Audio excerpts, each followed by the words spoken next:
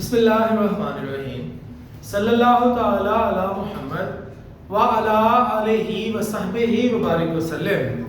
Students, हमने income tax numerical annual उन तमाम स्टूडेंट्स के लिए जो 2025 में अपीयर होने जा रहे हैं उनके लिए रूल्स के ऊपर जो है वो बात करना स्टार्ट की हुई है और साथ में हम उनकी एप्लीकेशन भी थोड़ी बहुत साथ साथ देख रहे हैं।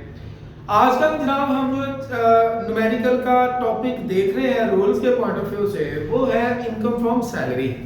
इनकम फ्रॉम सैलरी से रिलेटेड आज कुछ डिस्कशन करने लगे हैं। जनाब Ali, pension fund income from salary का एक हिस्सा है। अगर हमें पेंशन मिले बतौर गवर्नमेंट एम्प्लॉय काम करते हुए तो वो पेंशन एग्जैम्प्ट होगी, उसके ऊपर टैक्स नहीं होगा। अगर हमें पेंशन मिले अपने उस एम्प्लॉयर से जिसके पास हम रिटायर होने के बाद दोबारा काम कर रहे हैं, मतलब मैं एक ऑर्गेनाइजेशन से रिटायर्ड हुआ और वहां से रिटायर्ड होने के बाद मैंने दोबारा वहीं पे जॉब स्टार्ट कर दी, तो उस सूरत में वो जो मुझे पेंशन मिलेगी वो टैक्सेबल होगी। और अगर मुझे पेंशन मिलती है मोर देन वन, दो पेंशन मिलती हैं, तो मेरे भाई जो लोअर वाली पेंशन है ना उसके ऊपर जो है वो टैक्स होगा और जो हायर वाली पेंशन है उसके ऊपर टैक्स नहीं होगा, वो एग्जैम्प्ट होगी अगर दो पेंशन हमें मिले तो। उसके बाद है ग्रेजुटी और कम्यूटेशन ऑफ पेंशन। ग्रेजुटी आपकी एक डेफिनेशन भी है, ग्रेजुटी फंड। तो जनाब अगर हमें ग्रेजुटी फंड मिले, गवर्नमेंट एम्प्लॉय हैं और वहां से हमें ग्रेजुटी फंड मिले तो वो है एग्जाम। और हमें अगर ग्रेजुटी फंड जो है वो मिले प्राइवेट एम्प्लॉय हैं, उस सूरत में तो देखना ये पड़ेगा कि अगर हम प्राइवेट एम्प्लॉय हैं तो हमें जो ग्रेजुटी फंड मिल रहा है वो हमें जनाब क्या अप्रूव्ड मिल रहा है। और अगर अप्रूव्ड मिल रहा है तो अप्रूव किससे है? ग्रेजुटी फंड जो है अगर हम प्राइवेट एम्प्लॉय हैं तो हमें मिल रहा है तो चेक ये करना पड़ेगा वो अप्रूव है भी कि नहीं। और अगर वो अप्रूव है, अगर वो अप्रूव है तो वो अप्रूव किससे है भाई? अगर वो अप्रूव है सीआईआर से, कमिश्नर ऑफ इनलैंड रेवेन्यू से, उस सूरत में वो एग्जैम्प्ट है। और अगर वो अप्रूव है एफबीआर से, फेडरल बोर्ड ऑफ रेवेन्यू से, अगर जो हमारा ग्रेजुटी फंड है वो अप्रूव्ड है, तो उस सूरत में क्या किया जाएगा? जो हमें पैसे मिलेंगे ग्रेजुटी फंड के उनको यहाँ लिखा जाएगा और उसके ऊपर रूल अप्लाई किया जाएगा। रूल ये है कि आपको 3 लाख रुपए तक जो है वो एग्जम्पशन है।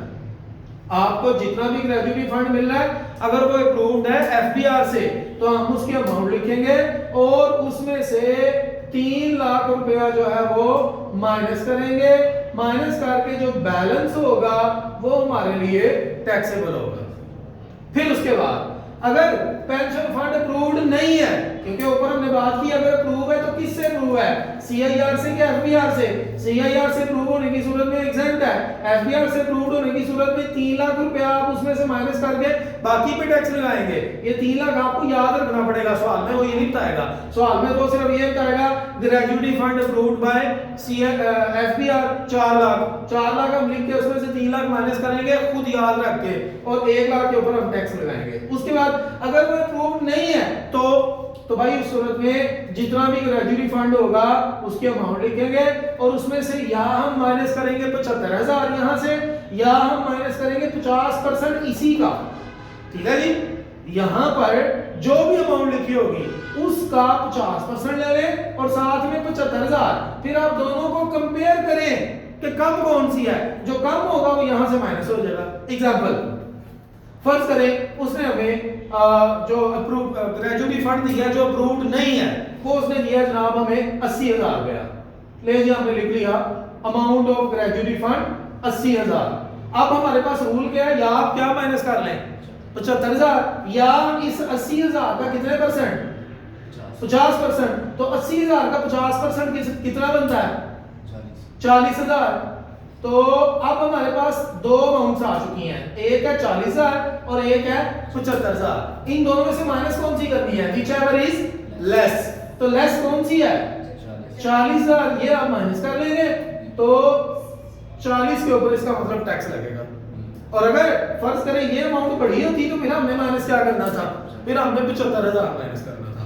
उसके बाद मेरा बेटा हमारे पास है लीव इनकैशमेंट। लीव इनकैशमेंट क्या है कि आपके पास ना कुछ छुट्टियां ऐसी होती हैं जो अगर आप ना करें तो बदले में आपको पैसे मिलते हैं। वो आप अगर जनाब अपनी रिटायरमेंट तक छुट्टियां कर ही नहीं चले, बहुत ज्यादा छुट्टियां जमा हुई, उनके पैसे जो है वो लाखों रुपए में बन गए हैं, तो उस सूरत में उनके ऊपर टैक्स लगेगा कि नहीं लगेगा। अगर लीव इनकैशमेंट मिल रही है प्राइवेट एम्प्लॉय को तो वो हमारी क्या है, टैक्सेबल। और अगर लीव इनकैशमेंट मिल रही है गवर्नमेंट एम्प्लॉय को तो वो क्या होगी, एग्जैम्प्ट। ठीक है जी, लीव इनकैशमेंट गवर्नमेंट एम्प्लॉय को मिले तो एग्जैम्प्ट, प्राइवेट एम्प्लॉय को मिले तो टैक्सेबल। इंशाल्लाह आने वाली क्लास में मजीद कुछ रूल्स के ऊपर बात करेंगे और साथ में न्यूमेरिकल की कुछ प्रैक्टिस भी करेंगे। Keep watching Aftab.